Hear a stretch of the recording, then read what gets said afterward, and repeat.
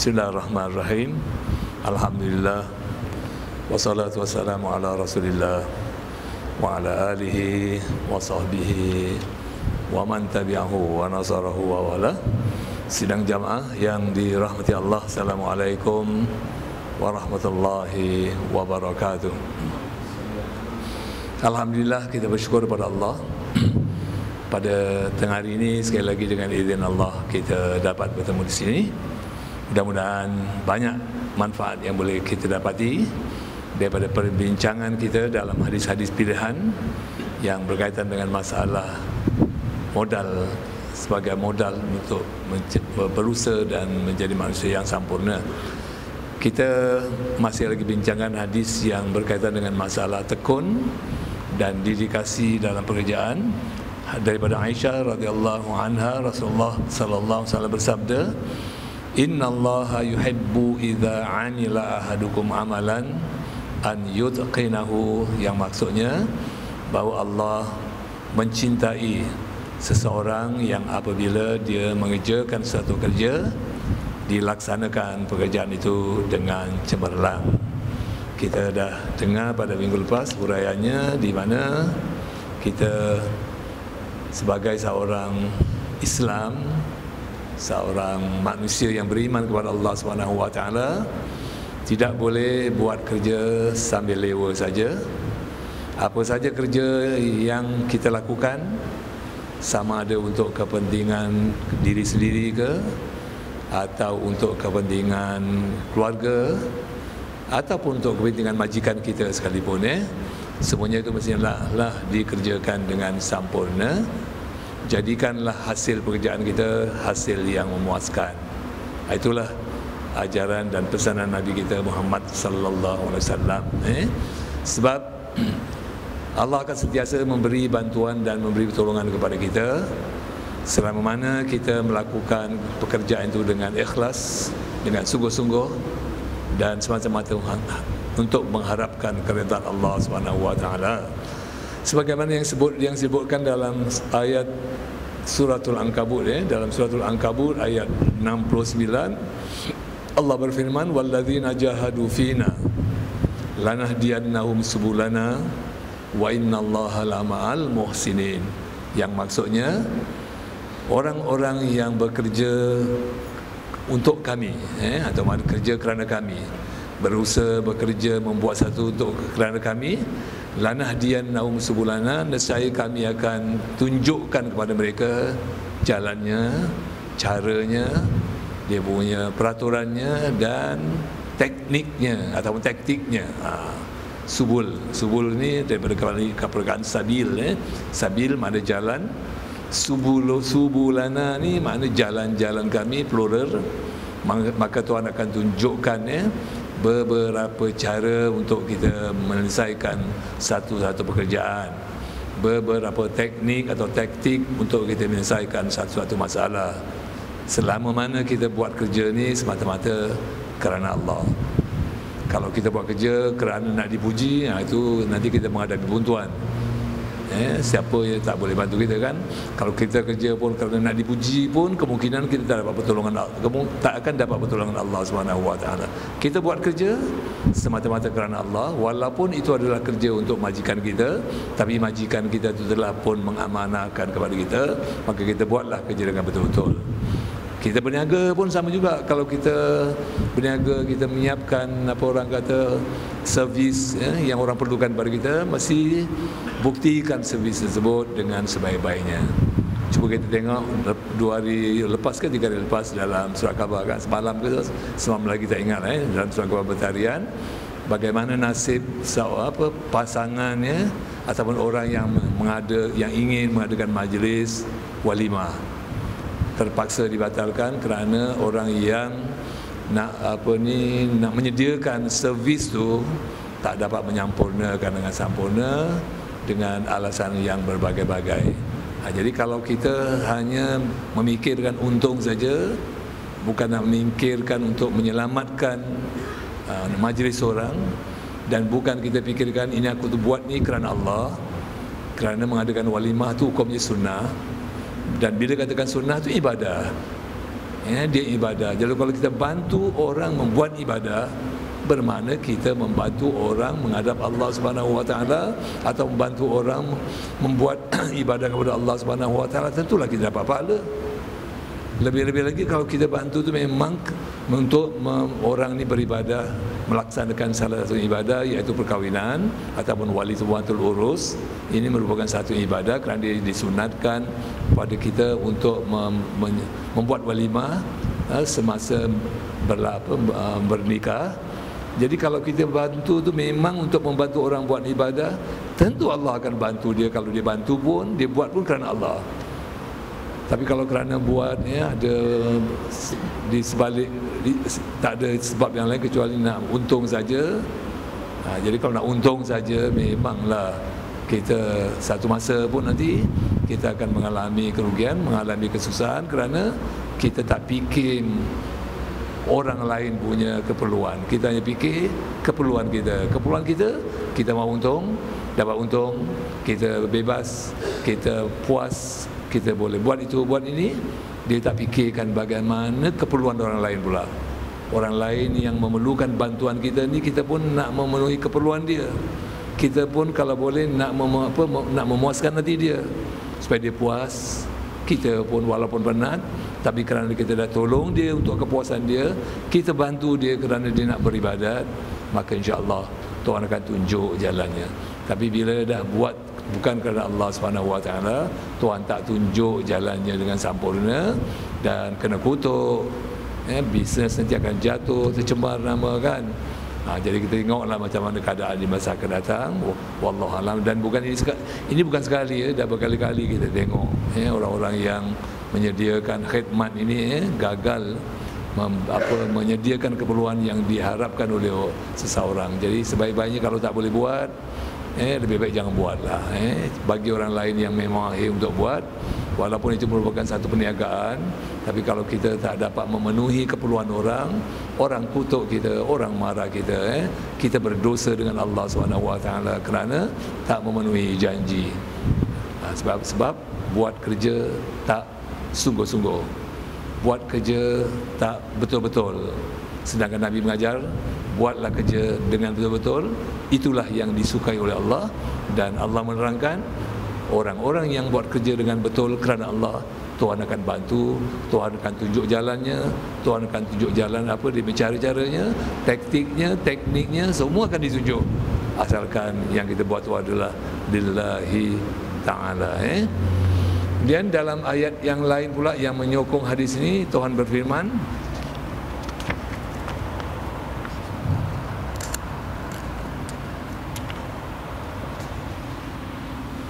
dalam ayat ini Tuhan berfirman, a'udzubillahi minasyaitonirrajim, Muhammadur Rasulullah walladzina ma'ahu asyidda'u 'alal kuffari ruhama'u bainahum tarahum ruk'an sujjadan yabtaghuna fadlan minallahi wa ridwana simahum fi wujuhihim min atharis sujud dzalika mathaluhum fit taurat wa mathaluhum fil injil kazar'in akhraja syat'ahu fa'azarahu fastaghlada fastawa ala suqihi yu'jibu az-zurra'a liyaghidha bihimul kuffar wa'adallahu alladhina amanu wa 'amilus salihati minhum maghfiratun wa ajran 'azim.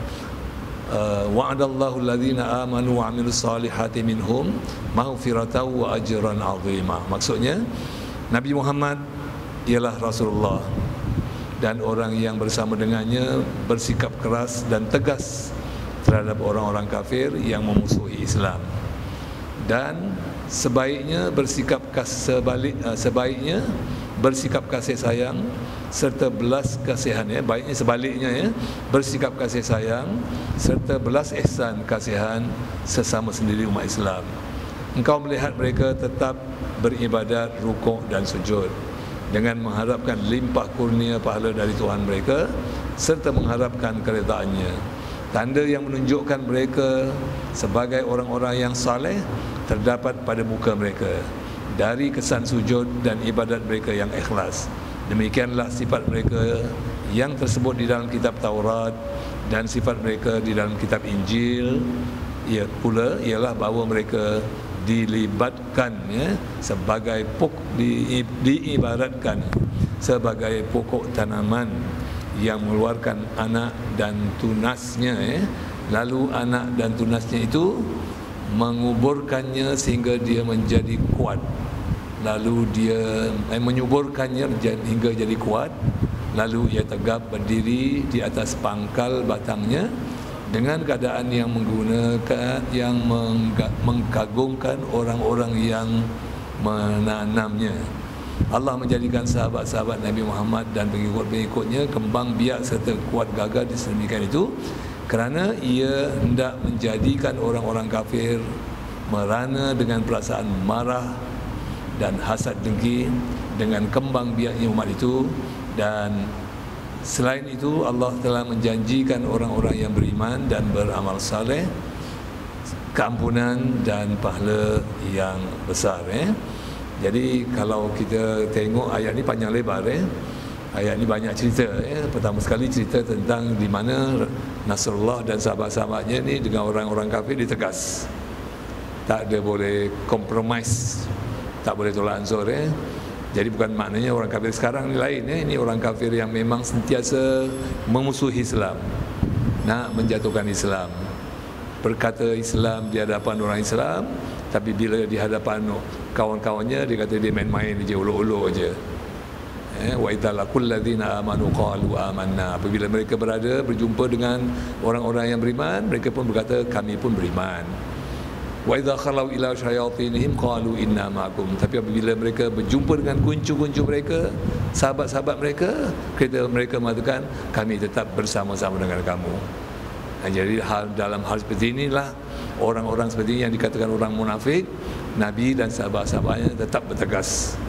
Bertegas menentang mereka dan bertegas orang kata itu mempertahankan Islam.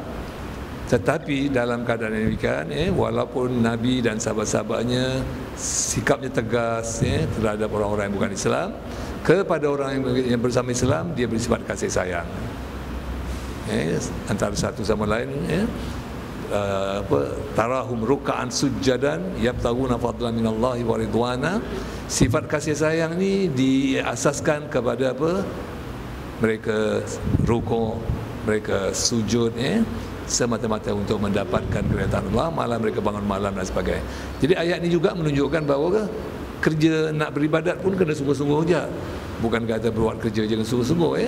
Jadi nak menjadi orang yang bersifat kasih sayang, kena bersungguh-sungguh beribadat. Kenalah orang kata tu sembahyang dengan betul. Kemudian kenalah tambah lagi dengan sembahyang malam, atau kita katakan qiyamul lail. Walaupun tak selalu kita buat pun, tapi sekurang-kurangnya mesti adalah beberapa malam yang kita lakukan sembahyang malam agar hubungan kita dengan sahabat-sahabat ni terus mantap dan terus berada dalam suasana kasih sayang. Sebab itu di dalam Injil orang-orang ini diibaratkan seperti satu tanaman yang diletakkan atas bumi, kemudian ditumbuh menghijau. Jadi berkembang dengan biak, hanya bermodalkan pada satu benih je. Itulah kekuasaan Allah SWT. Jadi kita tengok apa huraiannya. Mengikut riwayat Abu Urwah Az-Zubairi daripada keturunan Zubair, katanya, kami di sisi Malik bin Anas, lantas mereka menyebut seorang lelaki yang merendahkan sahabat Rasulullah. Kemudian Malik membawa ayat ini. Selepas itu beliau berkata, siapa yang berpagi-pagi sedangkan pada hatinya kemarahan terhadap mana-mana sahabat Rasulullah, maka ia terkena dengan ayat ini. Inilah yang disebut Al-Khatib, yang ini Abu Bakar. Jadi maksudnya ini dah ada kaitan dengan masalah penghormatan. Kalau kita tengok orang-orang Syiah, dia mengedepikan sahabat-sahabat yang ternama ni, umpamanya Abu Bakar, Umar, Osman. Jadi mereka tak terima ini sebagai sahabat Nabi dan mereka mengatakan mereka ni semuanya pengkhianat. Kenapa mereka dikata pengkhianat? Kerana mereka mengambil pucuk pimpinan Rasulullah. Bila Rasulullah meninggal dunia, patutnya khalifah tu diserahkan pada Sayyidina Ali. Dia bawa hadis macam-macam lah. Kononnya adalah hadis yang mengatakan bahawa Nabi pernah berpesan menjaga wasiat bahawa sekiranya dia meninggal tu ahlilah yang layak untuk menggantikannya. Tapi di kalangan Ahlus Sunnah wal Jamaah mengatakan hadis itu tak wujud. Dia hanya diwujudkan oleh orang-orang Syiah saja. Jadi sebab tu ideologi orang kita Ahlus Sunnah wal Jamaah dengan ideologi orang-orang Syiah tak boleh sama. Hadis yang kita bawa mereka tak boleh terima kerana mereka tak boleh terima hadis yang diriwayatkan oleh perawi-perawi yang kita terima, dan hadis yang mereka terima hanyalah hadis yang diriwayatkan oleh orang-orang mereka. Jadi tak adil. Sebab tu kalau kita berbincang dengan dia, berdebat tak boleh selesai. Sebab dia ada dalil sendiri, kita ada dalil sendiri. Jadi bagi mereka ni, sahabat-sahabat ni, kecuali Ali saja yang diagung-agungkan sahabat-sahabat ni adalah pengkhianat. Jadi oleh kerana pengkhianat, mereka anggap mereka ni semua adalah orang-orang yang kafir. Sedangkan kita, para sahabat tu adalah sahabat Nabi yang maksud, sahabat Nabi yang yang muktabar, yang kita disuruh ikut. Kan Nabi kata satu masa nanti kalau kamu hidup panjang, kamu akan dapat lihat perpecahan di kalangan umat Islam. Sampai 73 perpecahan. Satu saja yang masuk syurga. Jadi sahabat-sahabat tanya, siapakah golongan yang masuk syurga? Orang yang masuk syurga tu ialah orang yang ikut sunnahku, iaitu ikut Quran, ikut sunnahku, dan ikut sunnatul khulafa'ir rasyidin. Ulama-ulama mengatakan bahawa sunnatul khulafa'ir rasyidin ni, khulafa'ir rasyidin itulah yang 4 tu: Abu Bakar, Umar, Uthman dan Ali. Dan selepas tu banyak lagi ulama-ulama sahabat-sahabat Nabi yang lain kan. Tapi kalau dah Nabi dah mengiktiraf mereka ni, bagaimana pula ada kaum Syiah ni pula yang yang mengenepikan mereka? Kalau dalam Al-Quran Abu Bakar tu tak disebut nama, tapi disebut bagaimana bila dia berhijrah bersama Nabi, bila mereka berdua sembunyi di gua Hira ke gua An-Nur di gua tu, waktu dia Abu Bakar rasa bimbang, takut, bukan takut mati, tapi dia takut kalau Rasulullah nanti ditangkap atau dibunuh oleh orang yang mengejarnya. Dalam tu disebut, dalam Al-Quran disebut apabila Nabi berkata li sahibihi, temannya. Temannya siapa yang teman dia selain daripada Abu Bakar? Tak ada. Jadi Allah sebut, walaupun tak disebut li sahibihi Abu Bakar, di sini tak sebut. Cuma dalam Quran terangkan apabila Nabi berkata kepada temannya, la tahzan innallaha ma'ana, idz qala li sahibihi, apabila Nabi berkata kepada temannya, janganlah kamu berduka cita, jangan kamu bimbang, innallaha ma'ana, sesungguhnya Allah sentiasa bersama-sama kami. Jadi dalam ayat ni pun dah teranglah yang dimasukkan sahibihi itu Abu Bakar. Jadi bagaimana kalau kita nak cop Abu Bakar sebagai orang pengkhianat? Bagaimana kalau kita nak cop siapa ni Abu Bakar ni sebagai orang yang bukan Islam, merampas? Padahal waktu Abu Bakar dilantik, Umar pun menyokong, Uthman menyokong, termasuk Saidina Ali pun menyokong, dan waktu itu Saidina Ali masih terlalu muda. Dia menyokong. Tapi oleh kerana nak jadikan cerita, nak jadikan sejarah, jadi mereka buat ini. Tapi kalau kita baca sejarah tu mula-mula sekali, yang buat angkara ni pada mulanya tu namanya saya tak ingat, tapi dia adalah orang Yahudi. Walaupun Yahudi dulu pun sampai Yahudi sekarang sama lah, keturunan lebih kurang kan, orang Yahudi. Jadi nampakkan orang Yahudi itu daripada awal lagi memang dah musuh Islam, sebab itu dia buat kacau. Dia buat kacau. Malah kalau kita tengok pun dalam dia orang punya ideologi, kita tengoklah di Iraq. Sekarang kan dia dah mula naik kan. Zaman dulu waktu ada Saddam Hussein dipanggil Sunni, orang-orang Syiah ni tak ada muka. Tapi bila Saddam Hussein dah tumbang, dia dah mula duduk dalam pemerintah.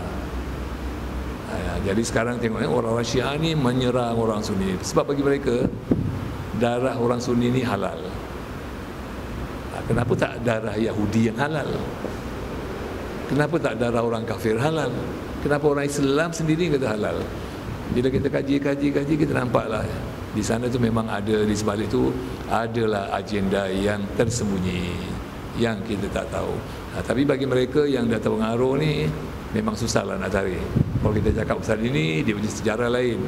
Sejarah kita bawa cerita ini, sejarah dia lain. Jadi tak boleh bertemu. Berbahas macam mana pun tak boleh bertemu. Jadi senang je lah, lakum dinukum, bagi engkau agama engkau, wali adi ini, dan bagi aku agama aku. Dah habis kita. Kan di Malaysia berani drastik, kerajaan ambil tindak, keputusan tegas mengharamkan langsung ajaran dia kata. Sebab kata ulama 2 hari lepas saya tengok atas berita, kata satu mufti Pahang, dia kata itu bukan mazhab, itu satu ajaran. Dia bukan macam mazhab Hanafi, Syafi'i, Maliki, Hambali, bukan, tapi itu satu ajaran yang dianggap sudah menyeleweng. Betul juga Pak, itu pandangan dia lah. Bukan mazhab Syiah tapi ajaran. Dia ada banyak cabangnya. Dalam banyak-banyak tu ada satu lah yang hampir sama kepada kita lah. Jadi itu sahabat di kalangan pandangan orang-orang Syiah, dan kita janganlah terpengaruh. Kalau kita berjumpa dengan mereka nak ajak kita duduk dalam majlis dia punya ilmu. Kalau tak ada ilmu, kita punya ilmu belum cukup, sejarah kita belum cukup, lebih baik jangan duduk dalam majlis itu. Nanti terpengaruh. Garanti punya terpengaruh. Yang ikut kat Singapura ni bukan calang-calang orang. Sebagainya ada kelulusan universiti, guru-guru, pelajar-pelajar daripada politeknik, bukan calang-calang orang.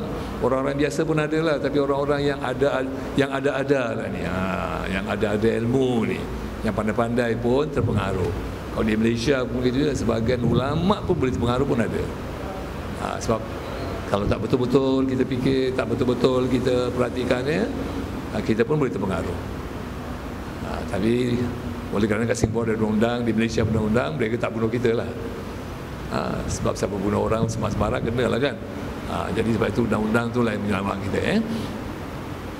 Tiap-tiap orang hanya memperoleh apa yang diusahakannya, sebagaimana firman Allah, wa an laisa lil insani illa ma sa'a, dan bahawa sesungguhnya tidak ada balasan bagi orang melainkan balasan yang diusahakannya. Jadi kalau kita hendak sesuatu kejayaan, kita sendirilah yang berusaha.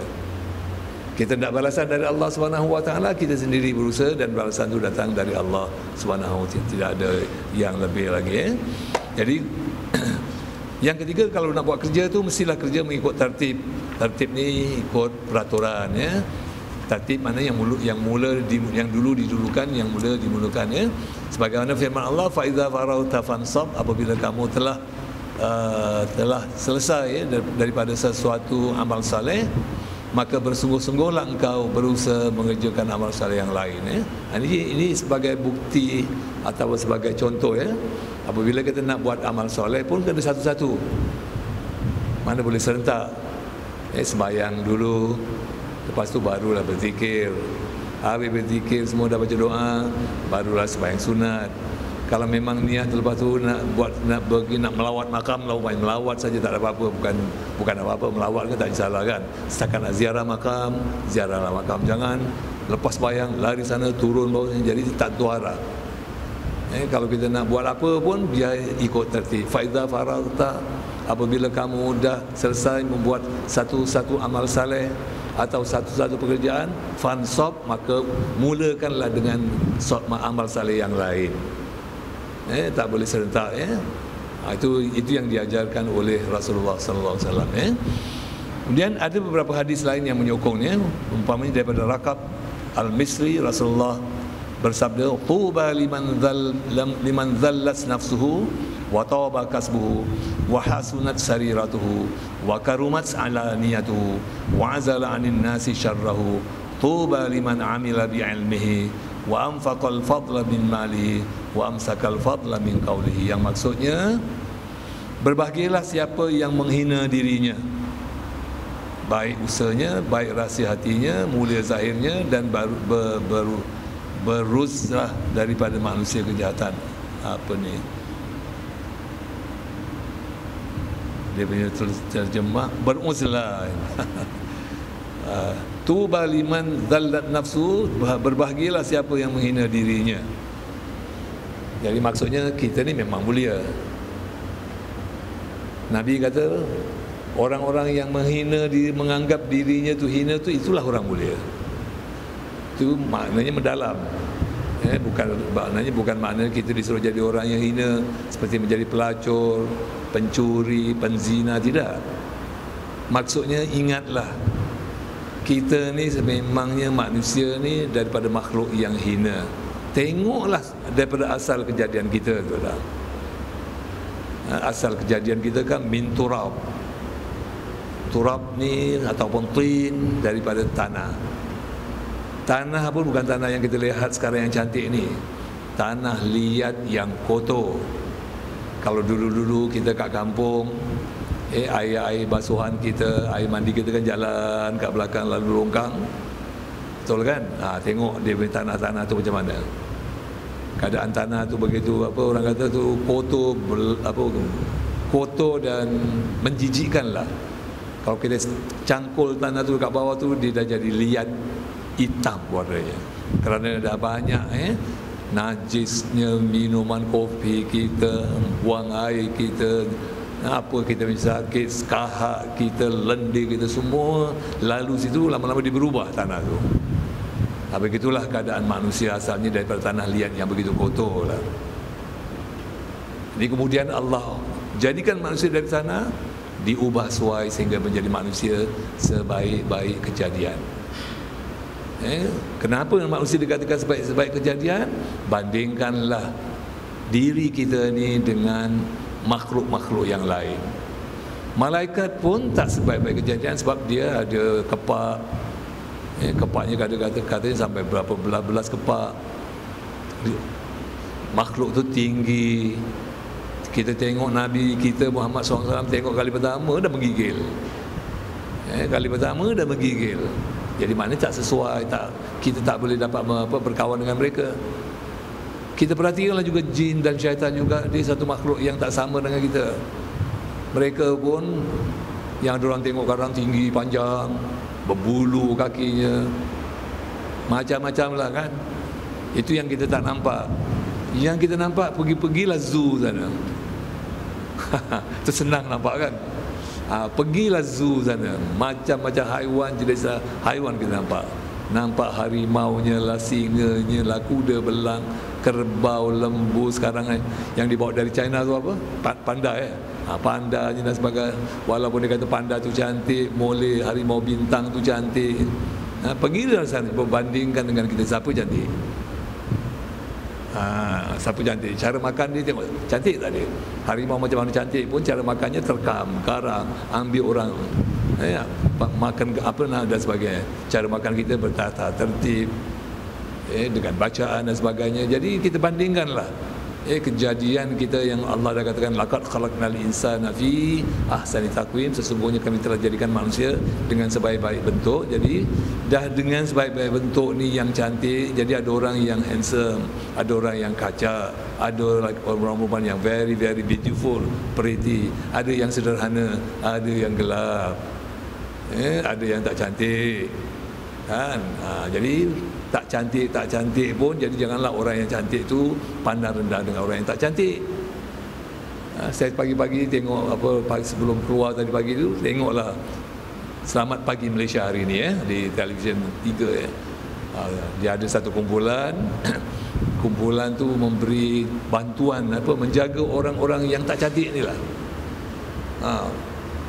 Budak, termasuk orang tua, semua yang tak cantik.